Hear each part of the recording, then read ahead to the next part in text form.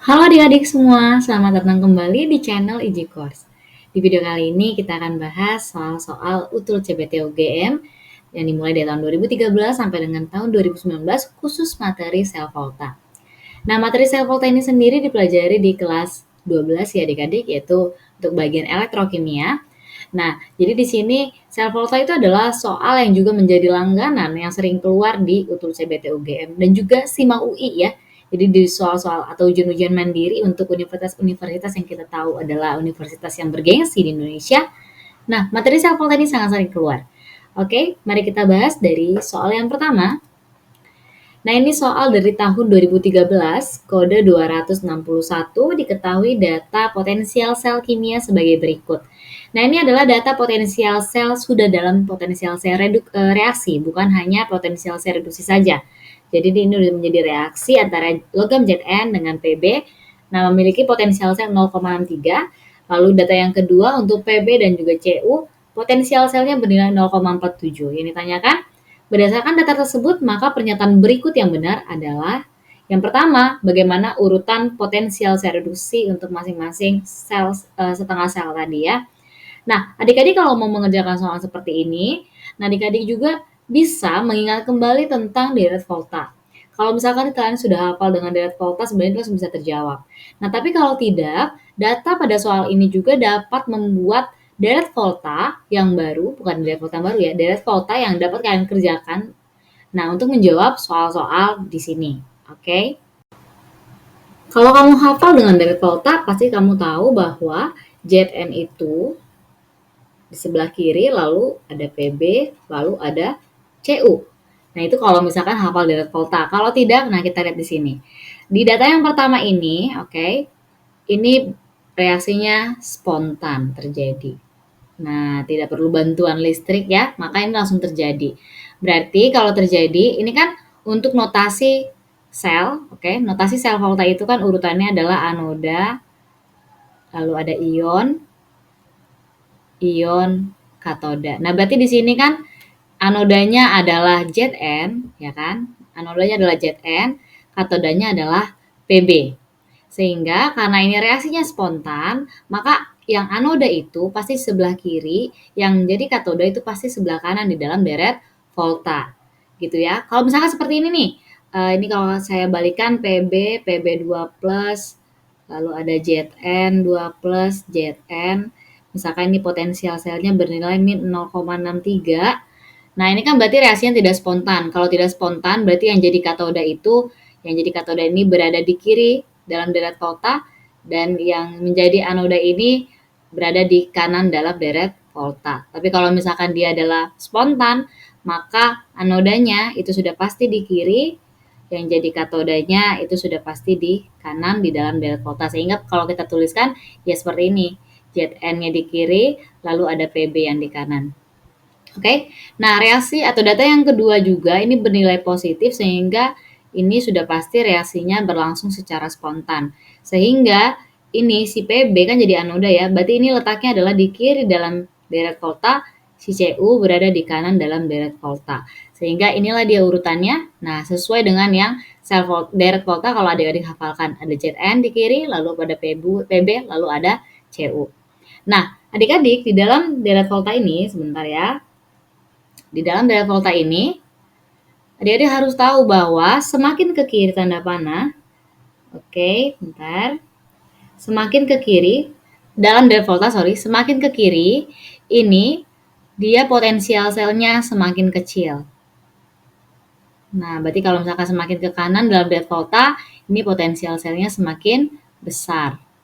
Nah, semakin ke kiri, dia akan lebih mudah mengalami oksidasi.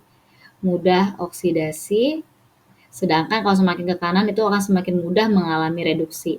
Nah, zat yang mengalami oksidasi adalah reduktor, sehingga semakin ke kiri sifat reduktornya itu akan semakin kuat ya adik-adik. Reduktornya semakin kuat, semakin ke kanan, zat yang mengalami reduksi dinamakan sebagai oksidator, berarti semakin ke kanan sifat oksidatornya itu akan semakin kuat. Nah, oke. Berarti yang pertama, Potensial sel CU katanya lebih besar dibandingkan PB, lebih besar dibandingkan ZN. Nah, itu benar. Karena kan semakin ke kanan, potensial selnya semakin besar, berarti CU lebih besar dibandingkan PB, PB lebih besar dibandingkan ZN. Sehingga pernyataan 1 benar. Nah, triknya untuk menjawab soal yang seperti ini, kalau 1 benar, 3 juga sudah pasti benar tanpa dibuktikan, gitu ya. Nah, oke, lanjut yang kedua. Logam Zm merupakan reduktor yang lebih kuat dibandingkan Pb dan Cu. Benar ya, semakin ke kiri tadi sudah saya sebutkan bahwa sifat reduktornya akan semakin kuat. Sehingga kalau antara seng, timbal, dan juga tembaga ini, maka yang memiliki sifat reduktor yang paling kuat adalah seng. Oke, berarti pernyataan yang kedua ini benar ya. Yang berikutnya adalah yang keempat, sel kimia ZnCu memiliki potensial sel sebesar 1,1 volta.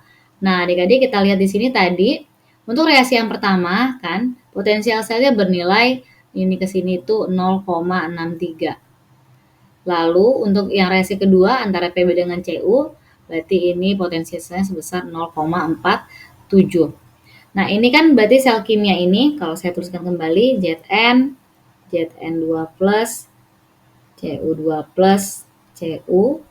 Ini kan berarti jadi anoda, ini berarti jadi katoda. Reaksinya spontan nggak? Iya, spontan, karena dia sudah pas posisinya. Yang anoda itu harus yang lebih kiri dalam deret volta. Yang jadi katoda itu yang sebelah kanan dari deret volta. Nah, berarti ini reaksinya sudah pasti spontan, pasti bernilai positif ya. Nah, sekarang tinggal kita lihat jarak antara Zn sama Cu, tinggal kita tambahkan saja yang ini tadi ya, 0,63 ditambahkan dengan 0,47. Maka 1,10 volta, berarti jawabannya benar untuk yang keempat. Sehingga kalau semua pernyataan benar, itu jawabannya adalah yang E. Gitu ya. Nah, adik-adik silakan buktikan sendiri atau misalkan boleh tuliskan juga di kolom komentar kenapa yang kedua ini tadi yang ketiga ya. Kenapa yang ketiga ini benar? Boleh dicoba berdasarkan hitungan atau analisis kalian terhadap deret volta sendiri. Oke, itu adik-adik itu soal yang pertama. Kalau adik-adik masih bingung mengenai sel volta ini, silahkan klik link yang ada di deskripsi, di mana di situ kita akan belajar materi sel volta dari awal. Nah, gitu ya. Oke, next ke soal yang berikutnya.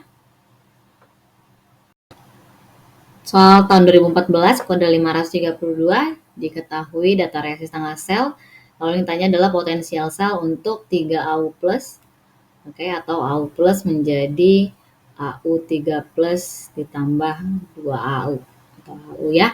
Oke. Nah, di sini saya tidak gunakan koefisien karena kita tidak mencari mol, oke. Nah, adik-adik kamu kalau mencari potensial sel standar untuk reaksi kan itu berarti rumusnya kan ada 3 ya. Boleh mana aja. Boleh yang pertama seperti E reduksi dikurangi E oksidasi. Nah, seperti itu aja. Jadi kamu tentukan aja ini mana yang reaksinya reduksi, mana yang oksidasi. AU plus berarti biloxnya adalah positif 1, AU3 plus berarti positif 3, AU berarti 0. Nah, berarti 1 ke 3 ini adalah oksidasi, lalu ini berarti adalah reduksi. Sehingga dari AU plus menjadi AU itu kan di data yang kedua ya.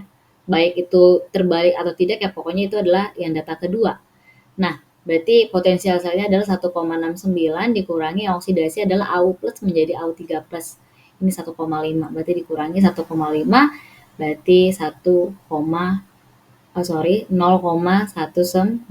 volta. Jawabannya adalah yang C, berarti ini reaksinya adalah reaksi yang berlangsung secara spontan. Oke, nah ini lumayan gampang ya dibandingkan yang tadi yang tahun 2013. Next lagi ke tahun 2015. Diketahui data potensial reduksi standar kimia ada 3 data. Berdasarkan data tersebut, pernyataan berikut yang benar adalah. Nah, adik-adik, yang pertama Zn merupakan reduktor terkuat, berarti adik-adik harus buat ininya dulu ya, deret voltanya dulu. Ingat deret volta itu, atau bisa juga gini, reduktor yang terkuat, kalau nggak pakai deret volta ya, reduktor yang terkuat itu berarti yang paling mudah oksidasi. Yang paling mudah oksidasi itu yang memiliki potensial sel yang paling kecil. Nah, gitu juga boleh ya. Potensial sel yang paling kecil. Jadi mana potensial sel yang paling kecil? Ini yang paling minus berarti Zn. Zn merupakan reduktor kuat? Benar. Oke ya. Jadi kalau satu benar, 3 juga sudah pasti benar. Nah, pada sel, kita lihat yang ketiga ya. Pada sel Galvani antara sel Zn dengan Cr, oke kita urutkan dulu ya. Yang paling kiri adalah Zn, lalu yang kedua yang negatif adalah Cr, lalu yang terakhir adalah Cd. Nah, ini urutannya dalam derajat volta. Pada sel galvani antara sel dengan Zn dengan Cr, Zn teroksidasi. Nah, Zn dengan Cr dihubungkan. Yang paling mudah oksidasi yang mana? Tentu Zn. Maka Zn akan teroksidasi, sedangkan si Cr itu akan terreduksi. Karena dia sebelah kanannya Zn ya kan, maka dia akan tereduksi. Sehingga kalau si Zn teroksidasi, dia akan menjadi Zn2+. Berarti yang ketiga itu sudah pasti benar. Oke. Yang kedua, pada sel galvani yang menghubungkan antara Cd dengan Cr, maka logam Cd berperan sebagai katoda. Oke, ada Cd, lalu ada Cr. Nah, kalau ada Cd dan Cr, maka Cr tidak tereduksi ya adik-adik. Nah, si Cr-nya yang akan teroksidasi. Kalau misalkan seperti itu ya, maka Cr akan teroksidasi. Nah, sedangkan Cd dia akan tereduksi. Oke, di mana terjadi oksidasi? Itu terjadi di anoda. Ingat, anoda itu terjadi reaksi oksidasi. Di mana terjadi reduksi? Itu terjadi di katoda. Sehingga katanya logam Cd akan berperan sebagai katoda, itu tepat. Ya, Cd akan jadi katoda. Yang berikutnya, Cd menunjukkan logam yang paling mudah teroksidasi. Nah, adik-adik, yang paling mudah teroksidasi itu adalah yang tadi ya, yang ini mudah oksidasi, yang potensial saya kecil, berarti pernyataan yang keempat ini sudah pasti salah. Karena yang paling mudah teroksidasi itu adalah Zn. Zn yang paling mudah teroksidasi sehingga dia disebut sebagai reduktor yang terkuat untuk ketiga logam ini. Nah, berarti kalau misalkan 1, 2, 3, jawaban yang paling tepat adalah pilihan A, 1, 2, 3, benar. Oke, itu untuk soal tahun 2015. Kita lanjutkan lagi. Tahun 2016, kode 381 dalam sel galvani di mana reaksi spontan berikut berlangsung. Proses yang terjadi pada katoda adalah oke. Nah, ingat adik-adik tadi juga sudah saya sebutkan bahwa di katoda itu akan terjadi reaksi reduksi. Baik itu di elektrolisis ataupun di sel volta. Katoda pasti akan terjadi reaksi reduksi. Nah, di sini tinggal kita lihat mana yang benar, reduksi siapa ya. Nah, ini sudah pasti salah jawaban B dengan C-nya, karena itu oksidasi. Oke, kalau kita lihat di sini, saya tuliskan kembali soalnya. Ce4 plus ditambahkan dengan Cr menjadi Ce3 plus ditambahkan dengan Cr3 plus. Kalau kita lihat biloxnya, bentar saya ganti warna dulu. Oke, kalau kita lihat biloxnya, di sini bilox Ce adalah 4, Cr ini adalah logam bebas, unsur bebas berarti 0. Ini positif 3, ini positif 3. Kita hubungkan mana yang sama? Ce dengan Cr. Oke, Ce 4 ke 3 berarti biloxnya turun, berarti itu adalah reduksi. Sehingga apa yang tereduksi? Yang terus tereduksi adalah ion Ce4+. Sehingga jawaban yang benar adalah E. Oke ya, jangan sampai salah ya adik-adik nanti jawabnya yang D lagi, reduksi Cr3+. Tidak ya. Oke, lanjut ke soal berikutnya tahun 2017. Kode 714. Pada baterai mobil arus listrik dihasilkan dari reaksi redoks.